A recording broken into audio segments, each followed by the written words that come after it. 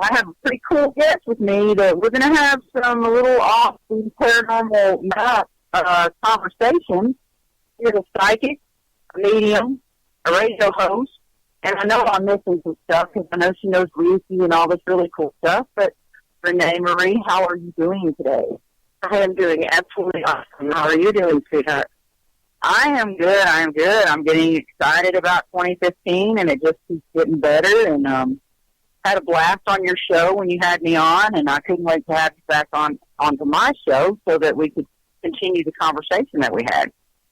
We had such a great time, and it got really intense there for a while, and I'm actually looking really forward to sharing this with everybody. Yeah.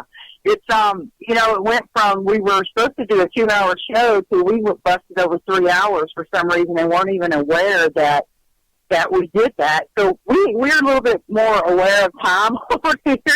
So, we're gonna try to do an abbreviated version if we have to bring you back, because I don't mind that at all.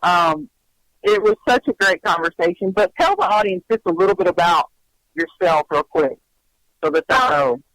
Okay. I'm a psychic medium. I've done this all my life. It's not something new that I just, bought out and started doing. I can remember back from the time I was a year old and seeing the angels and everything. I was going through a lot of surgery, and I started communicating with them. And then another coincidence is that I happened to be born on my great-aunt's birthday, who was also a psychic medium. And she kept telling me from the time I can remember, don't ever give up who you are. Don't get rid of these abilities. They're not gifts, they're abilities. But don't ever give up your abilities, because you're special.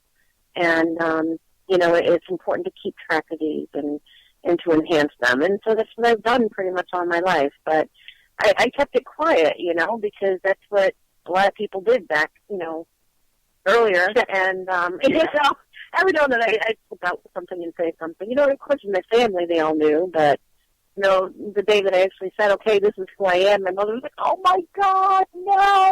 No. I'm like, you didn't want to end up in a place like Waverly Hills or anything like that when they thought you were crazy. Exactly. It was like one of those things where it was like, no, not everybody knows. I'm like, they do now, Yeah. And she was like, okay, it's going to be a rough ride. I'm like, no. It's kind of like when I came out of the closet, when I came out of the closet, my mom was like, I could have told you that a long time ago. And I'm like, well, you should have, because I wasted a lot of my time trying to be something I wasn't. So you could have put me in. But, it feels like, they're like, oh, God, it's going to be rough. Well, you know what? I mean, it was at first, but, people are starting to come around, and I'm sure that happened to you, too, with your ability, and people knowing about them anyway. We were talking about, when I was on your show, about past lives. Yes. And, it really intrigued me because it was so weird how everything in your life comes into like a puzzle and the pieces start falling into place. And there's no time frame as to when that will happen. It only took 40 some odd years for my puzzle to start really coming and being put together. But, I'm a little late on that. But the thing that was cool about it is because I've been, friends with psychics, and I've been friends with mediums, and I've been friends with, whatever. And I've never really had the chance to ask him, hey, I want to know about my past lives. I know there's more than one, but it's weird how your past lives, and we talked about this, how they have a connection to how you feel and your beliefs in this lifetime. Now, when we discussed my past life, we found out that I knew who my guardian angel was, but it connected to my past life, which was incredibly cool because that only brings up more questions, but that's what you're here for. But the thing with my guardian angel was that my family actually owned this person, this man, back in the days of the slave era. And I refused, and still to this day refuse, to treat anyone as such. And I was obviously in a lot of trouble for that. I kind of wanted to expound on maybe how you guys know this kind of stuff, because that blew me away. Because it does. It's so weird how you say we choose the families that we come to. Mm-hmm. My mother was extremely non-prejudicial, and we didn't say anything, any type of nasty, wording or slang that people used for another, race or whatever. It just wasn't allowed. And I didn't have a problem with that because I was so strong in my belief that everyone is the same. And I always treated everyone in school that way, everyone that I've come in contact with. I don't care what color they are or where they are from, and it just really rang true when you guys told me that, I refused back in my past life to treat people as slaves. And I kind of wondered how you would come to know that information, or how does that work?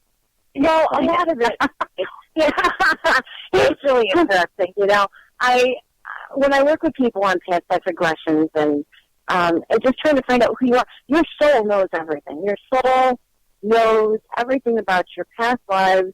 It knows everything spiritually. Your soul is so powerful. It's when we get into the human form, the physical form, that we tend to forget as we get older from birth, And it's really interesting. You'll find a lot of kids now saying, oh, I was this, and, this lifetime, and, like the one story, I was murdered, and here's where my body is, and, oh, yeah. And the guy was still alive, right? So your soul knows all of this information. It's all encoded into your soul. Each lifetime that you go through, all your experiences and everything are encoded into the genetics of your soul. Okay? So you're going to carry those traits over for each lifetime. Okay? So when we work with somebody, a lot of psychic means when we work with somebody on a past life regression, and we look at them, we read the soul. And the soul speaks, volumes. And so we don't see a person as the physical person.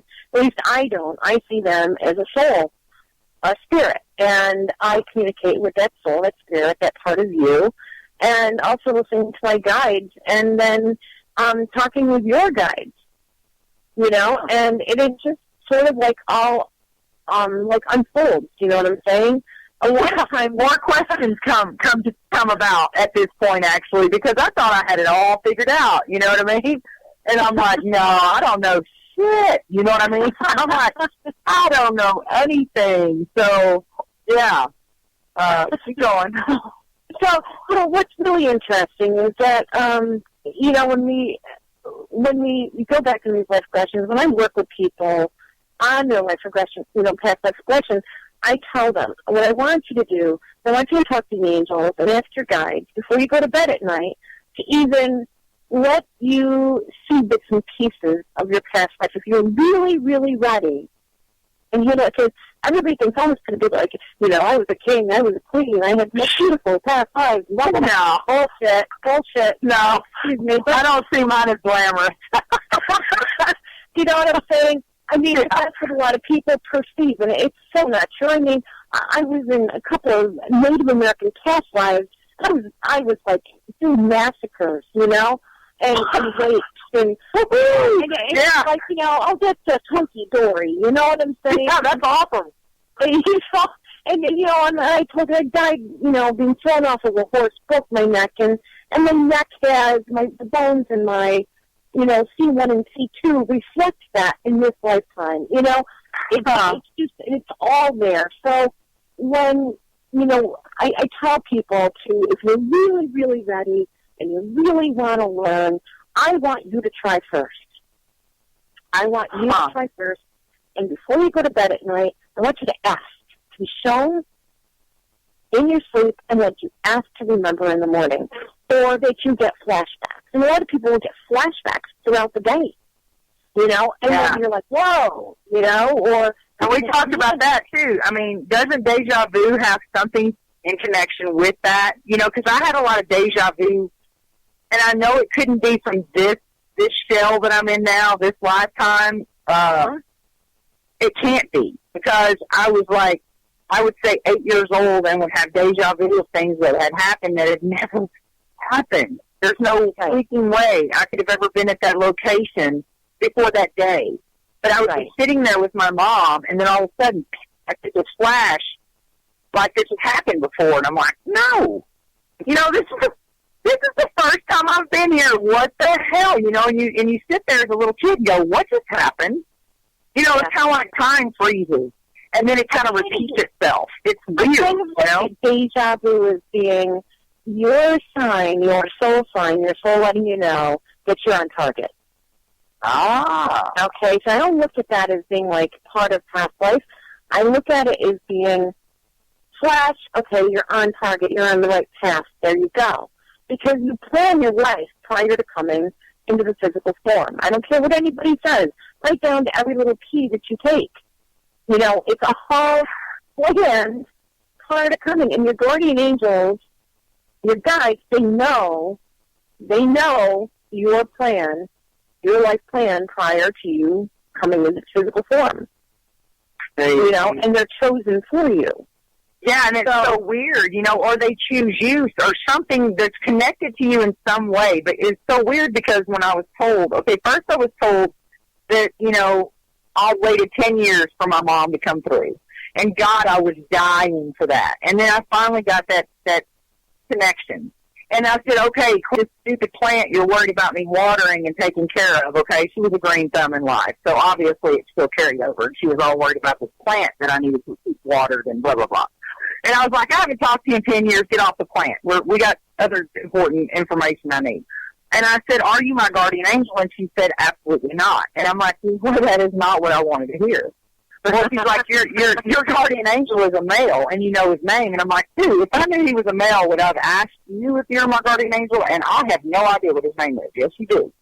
So when Blaine gave me the information that his name is Luther, I was like, huh, okay. And then I got another information about another one of my, like, spirit guides, and he's a Native American, you know, warrior. And, you know, we joked about that kind of because of his name. You know, everybody else has got, like, Raging Bull or, you know, Chief Bull, something.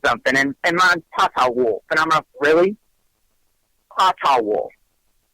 But, you know, it means little wolf, you know, but he died as a warrior on the battleground, you know, I mean, in battle. So it's like, he was a fierce warrior, and he's one of my guys. And so I'm learning a little bit, and then you guys, you know, you and Lee told me that, you know, the rest of the puzzle that came together, and then it just made more questions come to mind. And the thing with the deja vu and the lives that we have and all that, and it kind of comes to the part where we got to the astral projection type of thing.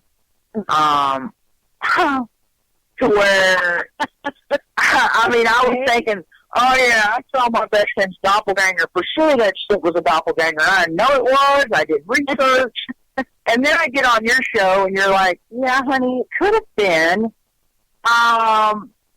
his spirit leaving his body. And then I'm like, what?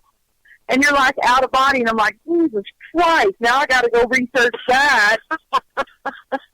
Because now I've got another plethora of questions I need answers to. So this is why my journey gets so complicated. But you tell us why you believe you make it.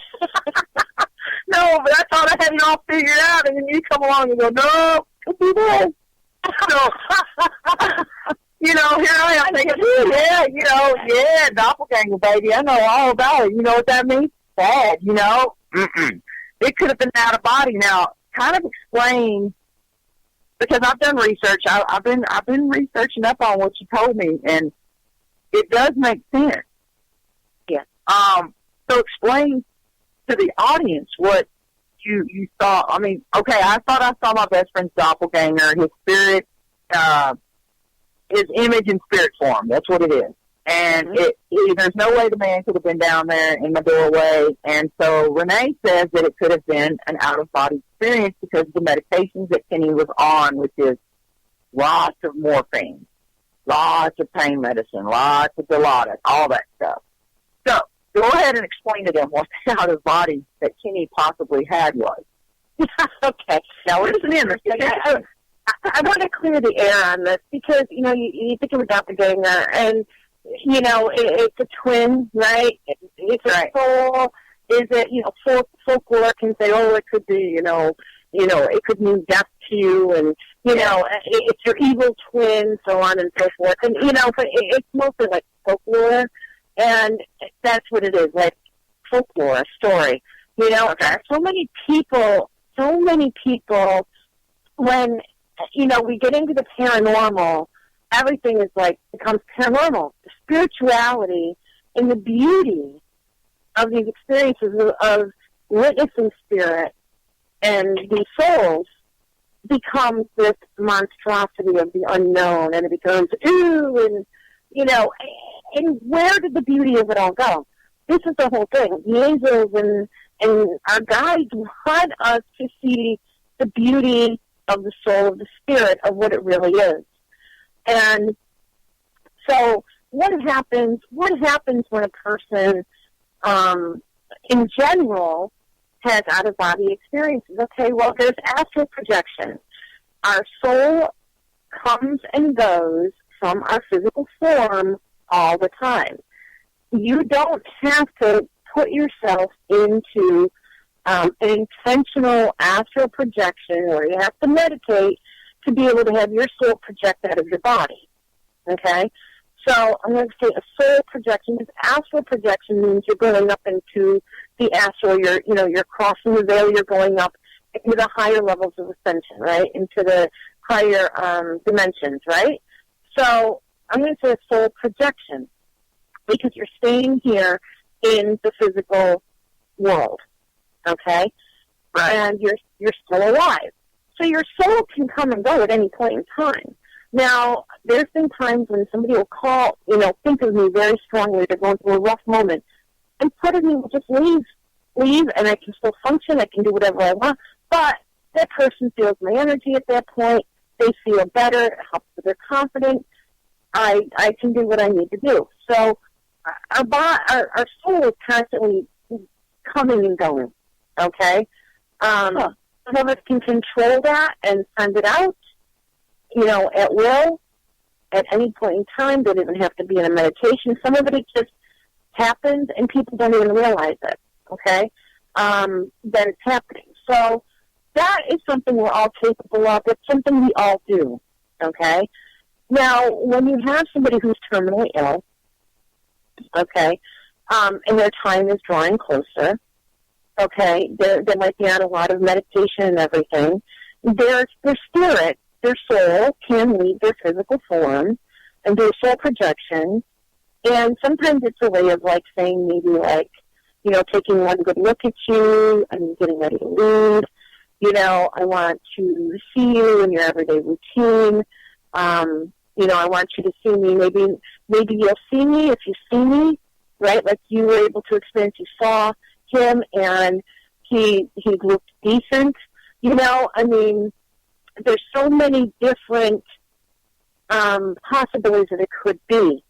But in all actuality, if you think about it, like I have had several, they come to me often, maybe in a bad car accident, maybe they're on the operating table, and it's a really bad surgery, you know, and they'll come to me, and they'll say, I'm ready, and I'll say, you know, no, it's not your time yet, you need to get back in the body.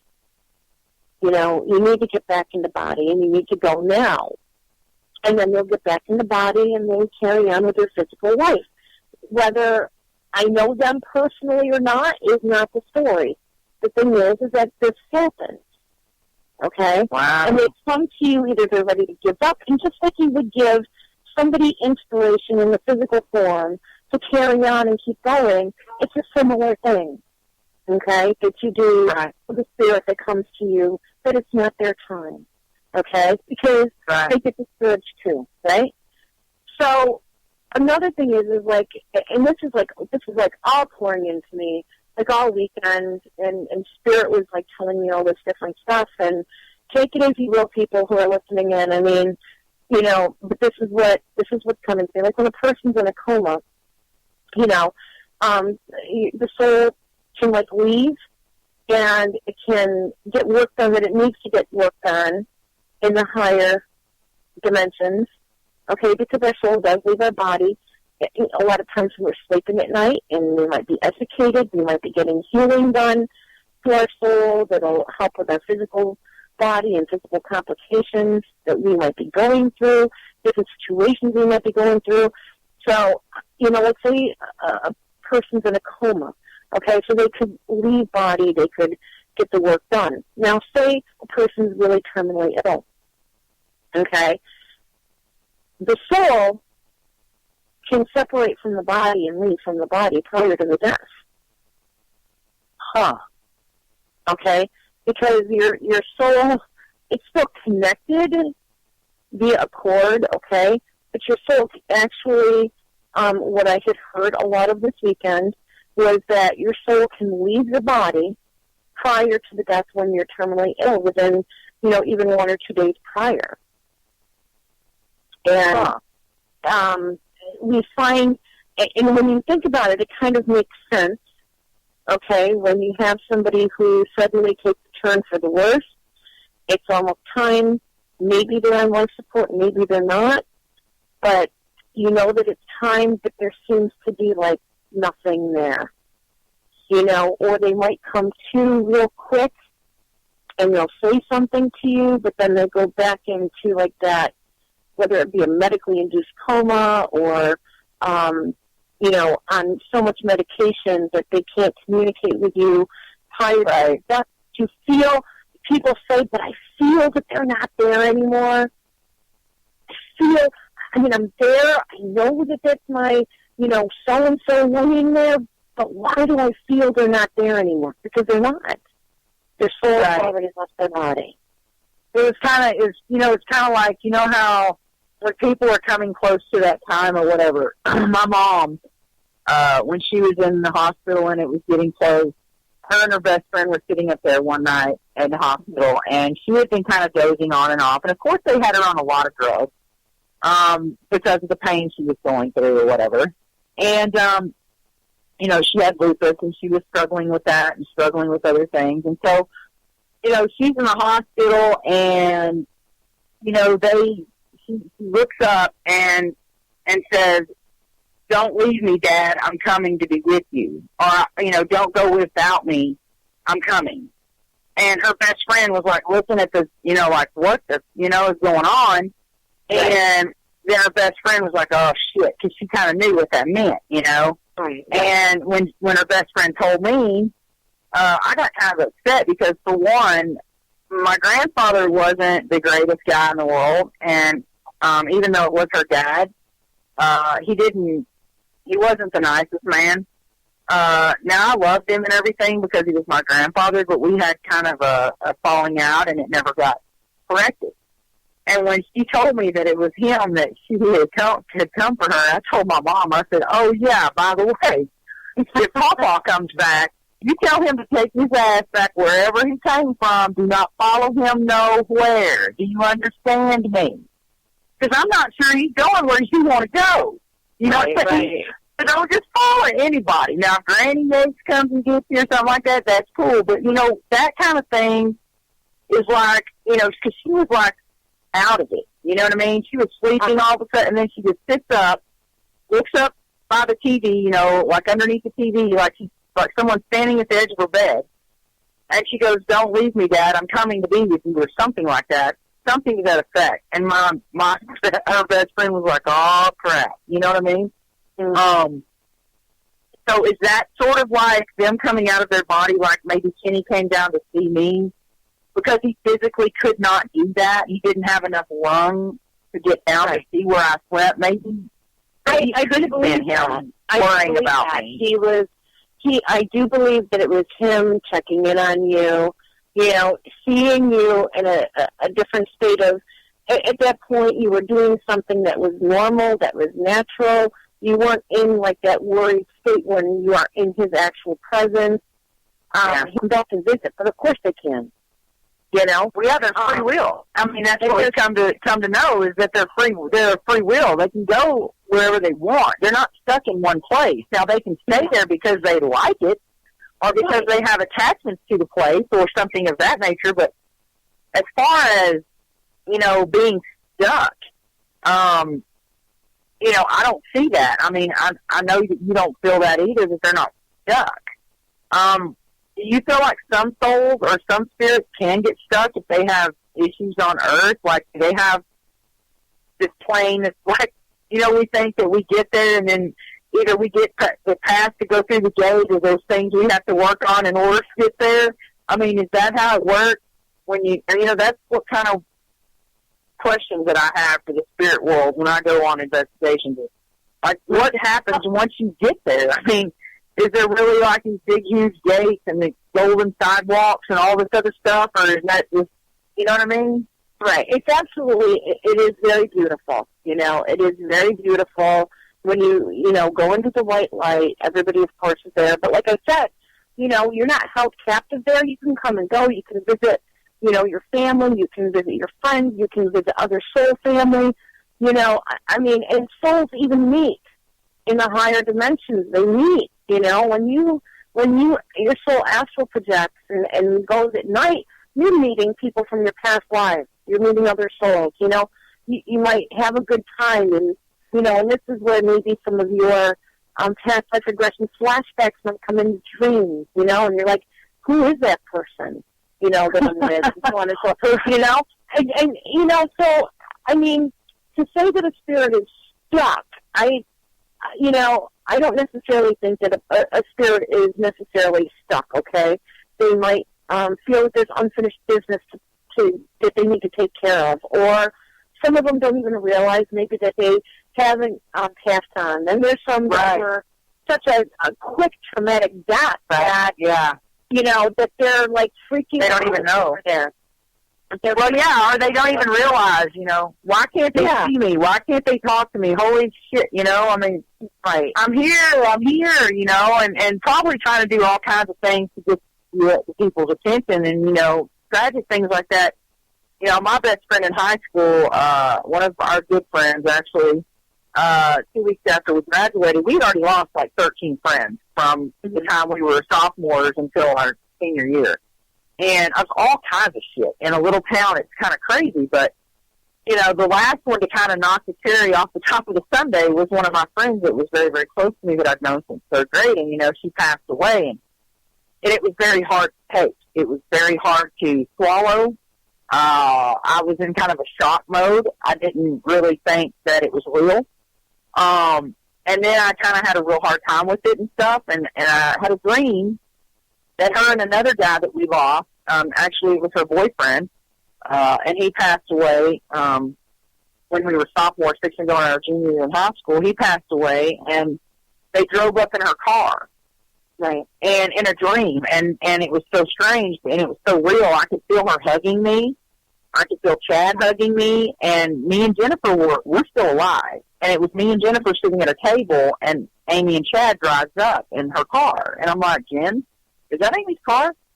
And Amy's been dead for, since 87. And,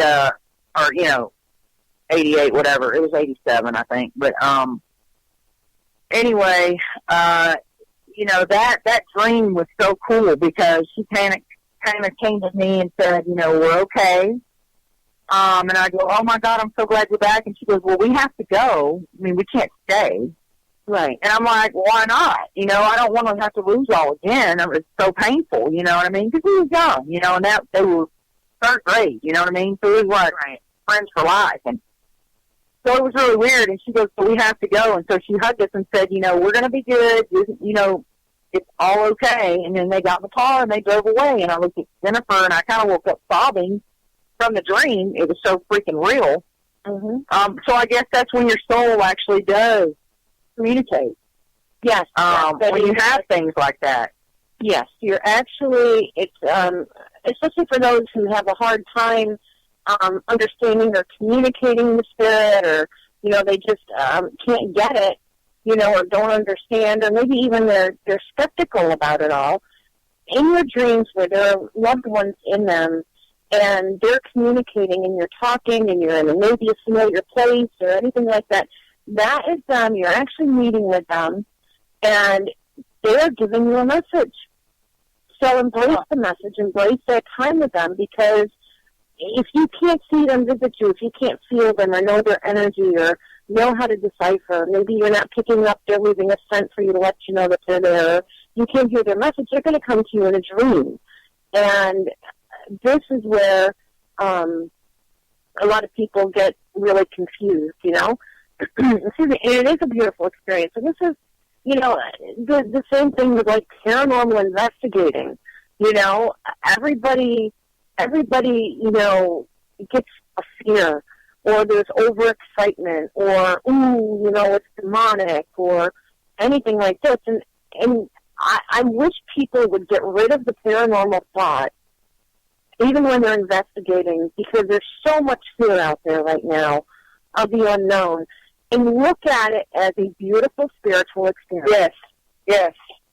Because exactly. So where you're going to get the information from, and where you're going to get the questions answered that you have in regard to, is there life after death, right? Is our soul eternal? It's going to be from those simple investigations, and somebody's going to miss, you know, whether they're goofing off on an investigation or they have too much fear. The one bit of evidence that we need that's going to be repeatable, or that is going to prove to us that spirits and there is life after death, is going to be messed up, because everybody's in this paranormal state of mind. Look at it as a spiritual experience. We're all energy. Well, see, that's exactly why I actually got into the paranormal, because I'm a very, you know, I was raised, my mom and her family are, you know, Native American Indians. And so the spirit world is very much a part of the belief system.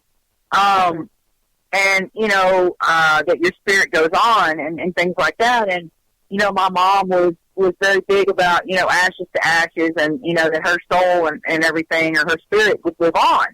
And, you know, when you talk in paranormal and things like that, to me, I'll go into a paranormal investigation as it being a spiritual thing. I want to know about what they see. How gorgeous is it?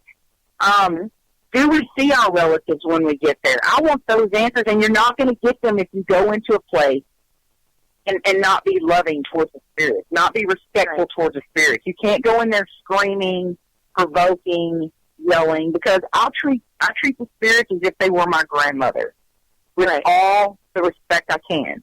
And I walk in that place until they jack with me. You know what I'm saying? If they jack with me, I'm going to go, hey, that is not okay. You know what I mean? But still, I'm not going to get rude or start threatening or anything like that. You are definitely not going to get anywhere like that. You're going to get something you ain't going to be able to get rid of if you do that. So I always treat the spirits with the utmost respect, as if I was going into my grandmother's house. And I'm sorry, I'm not going to go in her house going, talk to me now. You know, I came a long way to see you, ladies. You know, answer me now. You know, nice there, but if you're going to come in there and you're going to provoke, you're going to get a swift kick in the face or the ass by me. You know, I'm just going to say it, because it's going to be like, really? Yeah, seriously, dude. Yeah, you know, you got to have respect for the living and the dead. Or, you know, you get more. What is it? You get more bees with honey, right? Yeah. So why would you go in there and do that? That's another thing. You know, that'll come back on karma, the karma side of it. You know, they're going to get you back. I mean, you can't be disrespectful to people in life or people in the spirit world. I'm sorry. No, because they can be your best friend, boy, let me tell you. Woo! And they can be your worst enemy, too. They can be your worst enemy, too. It's all, you know, the laws of the universe are the same no matter where, you know? And it you know, if you think about it, it would be like somebody going into your home and interrogating the hell out of your person, you know? And how's that going to feel for you? You know? Yeah. So you know, I wouldn't like it if it were me. And I would be the first one to say either, I'm out of there, or, okay, you're going to get the light of your life now. And don't look to me to help you out, man, because you're gonna need a cleansing, you know, that you never had before. You want to scream, you want a little bit of fright, let's find out now how you like me now, you know? And that's how I would be, you know, but are you going to get the information out of me that you've come to seek now? Yeah. And, you know, I hate that paranormal everything is gone to such, you know, even though that team name is FEAR, it doesn't stand for what you think it stands for, everyone. It stands for everything a reason. So, it kind of, people go, FEAR, and I'm like, no, it's not like be scared. We're like the nicest people ever, you know, it's not be scared. It's, you know, for everything there's a reason, and we are there to prove whether it's paranormal or not. But the thing that's sad to me now is that there's so much hype on TV. There's so much of this, everything's demonic, that every case that FEAR gets lately has been, oh my God, you know, I'm smelling this, and I'm like, are you sure you didn't just have gas or something and you didn't realize it, you know? Only because if it's only happening when you walk in the kitchen and when you walk out the bathroom, it's kind of connected. So, you know, if you think about it, it's a little bit of a connection there. So maybe it's just, I don't know, you know, because if you've had a plumber out and you can't smell it, you know, but they think everything is demonic, and it's not even that. Most cases, it's protected. Right. It's a protective spirit, whether it be for the people in the home or whether it be for the property. Mm-hmm. And so can you I know that you know a little bit about Native American things that they do to the property that causes issues, causes activity. Can you kind of expound on any of that? Like you know how they put, I wouldn't say a curse. I wouldn't call it a curse. I would call it a protective. What word should I use? They still protect the land. Okay. You know, they're still going to protect their land. And, I mean, I've told you that I have a lot of Native American spirits around me, and the lands that I have, they come and go. They're allowed to come and go as they please within my home. You know, the activity is very high in my home at certain times. Like, if somebody, like, you know, I had main water leak underneath my home, you know, coming out of the ground, and so they were digging up the earth, right? They were furious. Oh, my God. And I was like, seriously, look, you know, I've got to have water. I feel a little better than it did. You don't understand. And, you know, so it was fine. Well, then the next day, they're digging up for somebody else's septic system. And, you know, and so they were having I'm like, no, you don't understand. The earth is going to be put back the way it was. But they don't like the way that the land is being treated. They don't like how people treat the land and the things they do and what they do with the animals and everything else, you know. And boy, let me tell you, they start off and they will put, you know, things will happen in your home or your property if you are not respecting the land. Yeah, especially, and, you know, that's why they have the land. Like, we're on sacred land where there was major massacre. He was down the road when my friend says, Renee, you're not going to believe this, but there's a Native American burial ground behind my home. I'm like, I'm there. I want to be there. I want to walk it, you know, because, you know, these Native Americans come into my home. Yeah. You know, and I'll tell you, that when they're mad, they're mad. Oh, yeah. They're mad. Oh, yeah. They will seriously, my kids will say, Mom, you need to talk to them. They're here again. I'm like, even my kids, and I'm like, I'm really busy. No, Mom, you don't understand. Talk to them now. So my kids just, please, clear the air. You know, and then I have to later and do an offering to them. And I'll never forget one time, it was a few years ago, and things were, like, so hectic. I felt like life was hectic, and they were bugging me. And they were so mad because of things that were even going on land over across the United States. You know what I'm saying? And I'm like, look, you know, all I ask for is your protection and your love, your understanding, and I will do what I can do to spread the word, you know, and you're always welcome here. So I went out later that day, and I dug up some earth, and I put some bulbs into the ground, and I gave them an offering of these bulbs, right? And I covered it, and suddenly, out of nowhere, this big, huge gust of wind comes blowing out of nowhere. Not anywhere else, not any of my neighbors, just right down by me and blew, and it lasted probably like 10, 15 seconds, and it was gone. which meant that they accepted it. You know? Wow. And it was like, so things have been more calm and peaceful for my home and my immediate property. You know what I'm saying? So it's, we have to remember as humans, we are tearing up a lot of the earth, right? And what was done to Native Americans really sucks, and it's still happening to this day. Oh yeah, you know, government's trying to take over their lands and everything else. Up in Canada, it's happening right now. I posted something the other day. It really made me mad. I'm like, leave them alone. Leave them alone. Have you not done enough? They're first, not Columbus, not whoever. They were there first, and you know, so it's like, you know, I take a look at this and I just lost track of my second. I'm going to see it here now. But, you know, I mean, I swear, there's a spirit here. But I take a look at this and I say that, you know, we need to give back to them, the Native American spirit. It is their land. Well, they're real big on Mother Earth. You know, that's where my mother's beliefs were real big on taking care of the earth and giving back to the earth. And, you know, everything was very that way with her. You know, no wonder I had a temper, because my dad's side of the family, and part of my mom's is Irish, and then I have Native American Indian. So if I don't have a temper, then something's off. But, which I do. But, you know, with the Indians and okay, like, my mom was cremated, and we you know, had kind of spread her ashes all over her property. That's where she wanted to go. Mm-hmm. Now, as far as I can remember, when you do that, it's kind of like Native Indian burial ground. Mm-hmm.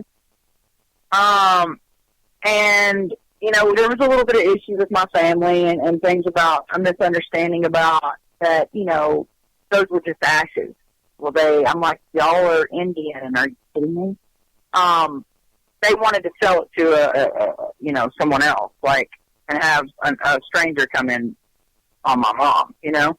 And I kind of had an issue with that, and I'm pretty strong in my beliefs with that stuff. I mean, is that an issue with Indians? I mean, obviously, if people come into their property and start building on top of their ashes or their remains, I mean, that does cause issues. Oh, sure it does.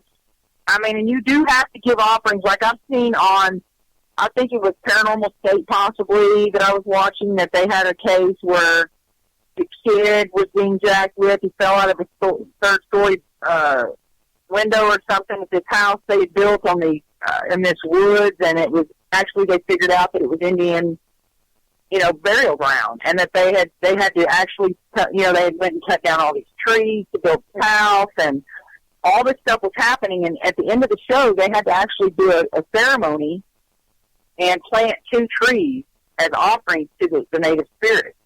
Oh yeah. You have to give back what you're taking away. Yeah. Okay, because it's not yours to be had. Right. See, this is the problem here in society, in the physical world, and in our society. We feel that we're owed everything. We're not owed shit. Right. Do you see what I'm saying? I know. We are not owed anything. We should be grateful for the things that we have and see with our eyes. Exactly.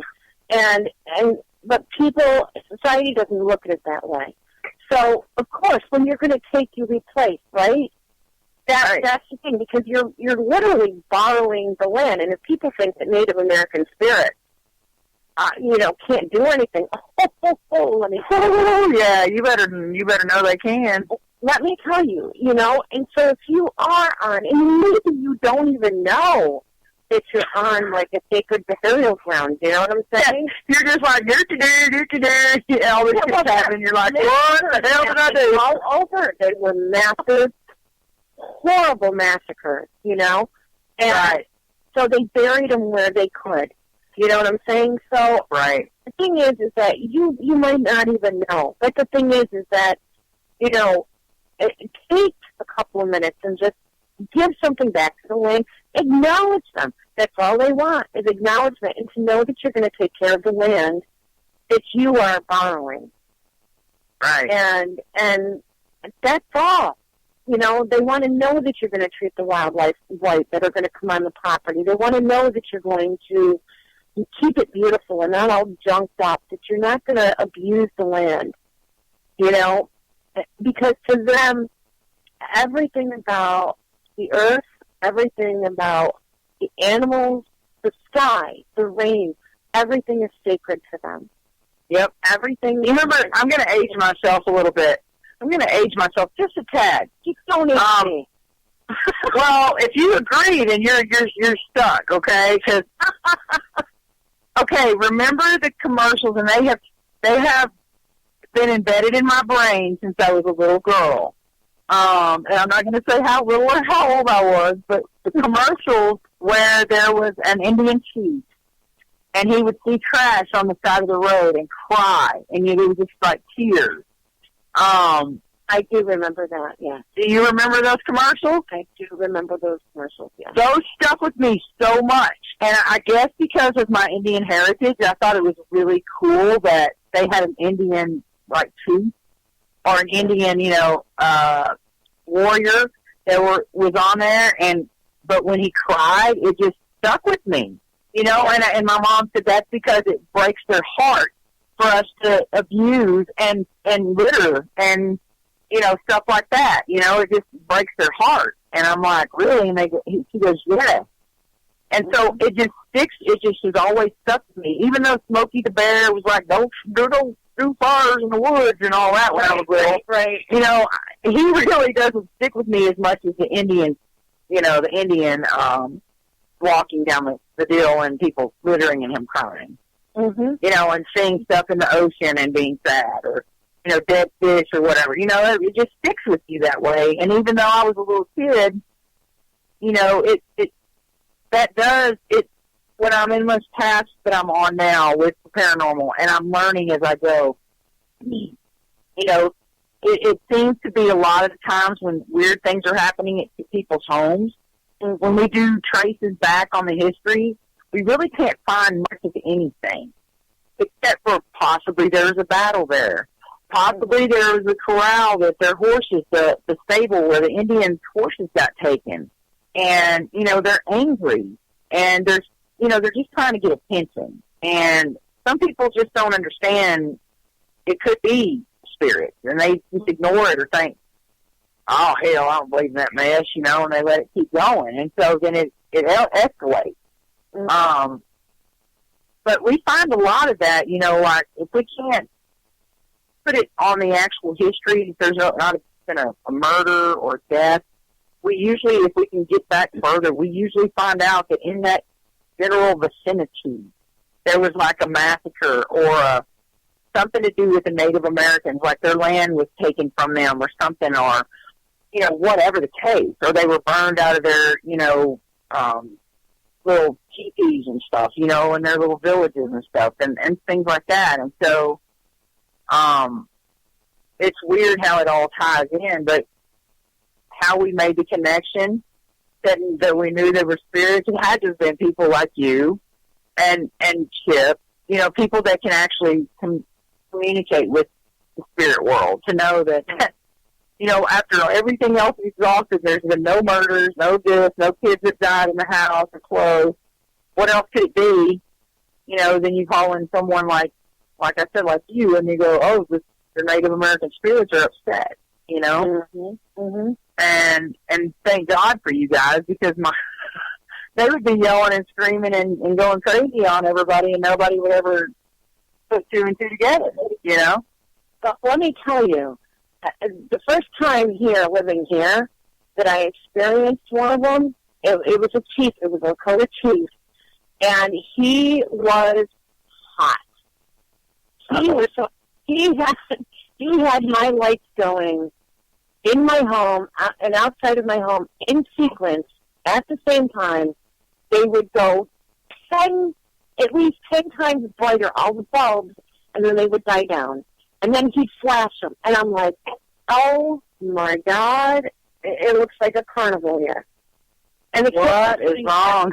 And they're like, Mom, what's going on? I have a Native American spirit here, and he's not. And, I'm like, seriously? What are you doing? And he kept doing this, and he was livid. And I'm like, okay, look, my electricity is not something I want to be touching, and I want you playing with this. You need to settle down. If you want me to talk to you, you need to calm down and leave my life alone. Put them back down, and then they went back down. I said, okay. Now, if you want, I'll ask you questions. You can answer 1 for yes, 2 for no. Just flicker them. 1 light bulb, please. Not the whole house. You don't pay my damn bill, dude. I'm like, just 1 bulb, and we'll start with that. Do you understand? And it went straight to once. I said, thank you. And when he started getting that, I'm like, you're getting hot again, and I don't like my light bulb doing that. He's going to explode in my face. Now, cool down. I'm done talking to you. And then he would cool down. And I'm like, I felt like I was talking to a kid, but he was pissed off. That would be so amazing if I could do that. I would love to have a conversation with, because there's this little meme that's going around that it says, if I met a ghost, I'd be like, sit your ass down. I got some questions for you. You know what I mean? If I could actually have a conversation, you know what I mean, and actually hear them, and it's so frustrating because me having just empathic ability and being able to feel their emotions doesn't help me hear them, doesn't help me see them. And I know in time that once I start trying to focus on opening that up, I could possibly have that happen. Right. But after 44 years of kind of shutting everything out and then learning you're an empath and trying to open up, it's going to take me a little bit of time and a little bit of practice. And things are starting to happen, starting to get names and stuff like that out of nowhere, which was weird because I was wanting to ask you, because I've kind of taken a little poll amongst my friends who have abilities. When you get names, when you get things in your head or whatever, or however the messages come to you from the spirit world, say names. Right. Are they in your voice, or are they in their voices, or is it both? It's a combination. Sometimes it could be like your voice, you hear it. Sometimes it's in a different voice. And sometimes there's just no voice at all. It's just there. A thought, yeah. It's either that's to me. Just there, you just know. And so it just depends on the person, and that's how it is. I mean, I'm presented many different ways. It depends on the person. It depends on the spirit that's trying to communicate. So I asked is because I was at a building, and I'm an empath, so that's pretty much I'm just kind of looking for the feelings of it all.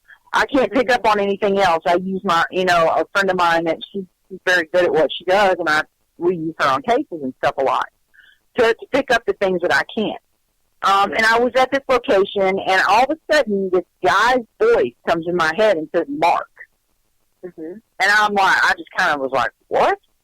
And the guy stopped, and he goes, what? And I go, Mark. And he goes, Mark? Why would you say that name? And I go, I don't know. I'm sorry. I can't even explain it. It just came to me, and it was Mark. And he goes, okay, that just freaked my freak, because Mark was a guy that worked here that died in a car accident, and it just happened like four freaking months ago. And I went, oh, shit. And, I mean, that was the first kind of time that I got a name like that. So I was calling my friends going, okay, so when you get like messages, is it in somebody else's voice? I mean, I thought I was losing it. You know what I mean? And then I go to another case, and I don't get any voice at all. And they go, what was your husband's name? And I didn't even know it. I hadn't been told it. And I just looked at her, and I said, Big John? And she goes, you think? And I go, I don't know. I think it's Big John. And she goes, where'd you get that? I go, just go with it, and I'll ask her. And so after we did our session, our EVP session, I went back, and I asked her, I said, so what was your husband's name? Because I never recall you telling us. And she goes, John. And I just looked at my friend, and I went, did they happen to call him Big John? And she goes, yes. He's huge. I went, oh, damn. So it's starting to happen, but just little tidbits. You know what I mean? You know what? And this is awesome. Let it just go with the flow. I always tell people when you're starting to open up and open to these abilities that you've had all along, okay, since you were born, right. I always tell people, go with the flow. Don't force it. Don't try to make it happen. Let it happen. They're going to present to you and give you what you're ready for and what you can handle. You know? Wow. So, yes, keep talking to spirit and, trying that way, but don't force it, because let it happen naturally. Because you're going to be frustrated. You know what I'm saying? You're going to be frustrated. Do your meditations, go in your sacred space, block out all other distractions, whatever it is. With me, I could be busy doing something and they're going to stop me, and they're going to say what they need to say, wow. And I'll hear it. Sometimes it'll be like a conversation and I'll stand there and, some people will talk out loud. And with me, I just do it quietly, like with my head. You know what I'm saying? Right. Because that's how I do it. And, so just let it happen. Don't force it, but don't run from it either, because they're never going to give you anything that you are not ready to handle. And sometimes you might see things that are not pleasant at all, and they're letting you know so that maybe you could help a person, or you might have to help a community, or whatever. You might need to be a support, but you can't prevent what's going to happen from happening. And it might be horrible, and it might scare the hell out of you, but you need to remember, you can't prevent everything. And that was a lesson I had to learn. Just like you can't help everybody, you can't prevent every situation from happening that you're going to be presented with or seen, And that was a hard lesson. That was, I think, one of the most hardest lessons that I had to learn. Well, you know what? I really appreciate. I cannot believe the hour is already up. Oh my God! Oh, I want to come back. We definitely have to have you back, and I want to thank you so much for coming on. Can you go ahead and tell them where to listen to your show on the show? Just tell them a little bit about where to go. And okay, my show is called Renee Live. It's been running 3.5 years. And you can listen to it every Sunday night at 9 p.m. Eastern Standard Time on www.diversitybroadcastingnetwork.com. And, it also does get simulcasted out on a couple of other different stations, but my home station is my own station, which is Diversity Broadcasting Network. And you rock, Renee. So, thank you. And you have a new show starting there, too, so I can't. Yeah, so I appreciate you being on, and thank you, and I will talk to you soon, and we will get you back on. Okay, thank you, sweetheart. I love you, and good night, everyone. Love you. Have a great week. Thanks, you too. All right, everybody, that was Renee Marie, and man, if that wasn't some cool conversation, I don't know what was. I want to announce a little bit about some events that are coming up next week, next Friday and Saturday, Valentine's. Sloth Furnaces, Birmingham, Alabama. Get your tickets now. slothfurnaces.com/event. And then there's Ozarks Phenomenon, March 28th in Springfield, Missouri at the Shrine Mosque. You get your tickets. Go to the Facebook page, Ozarks Phenomenon, and they'll have everything you need there. History Haunts and Legends in Jefferson, Texas is April the 11th. And you can get your tickets by going to the History Haunts and Legends Facebook page. Tyler Paracon is April 25th in Tyler, Texas. Randy Hardy and Kevin Betcher from Deep South Paranormal will be there, along with many others. Get your tickets for that as well. Then we have an awesome thing at Tombstone, Arizona, May 1st and 2nd. And guess what? My new show called Spirit Quest, which you need to go to Facebook. Look on Spirit Quest Facebook page. Maybe hook us up with a little $10 donation to make our goal. But we are going to be filming at Sloth Furnaces, Ozarks Phenomenon, and Tombstone, Arizona. Then we have Phenomenon, which is in June 18th to the 21st in Pennsylvania. And last but not least, you can get on a spirit cruise, the Voodoo Voyage. It is going from New Orleans to 3 killer destinations. If you want to know anything about that, please send me a message on Close to Death Facebook page. Check out FEAR Paranormal Society Facebook page. Give us a like and keep up with everything that's going on. Again, check out Spirit Quest, and next week, not going to believe my guess, Steve Dushavy from the Dead Files. Don't miss next week. Everybody have a great week. Peace out.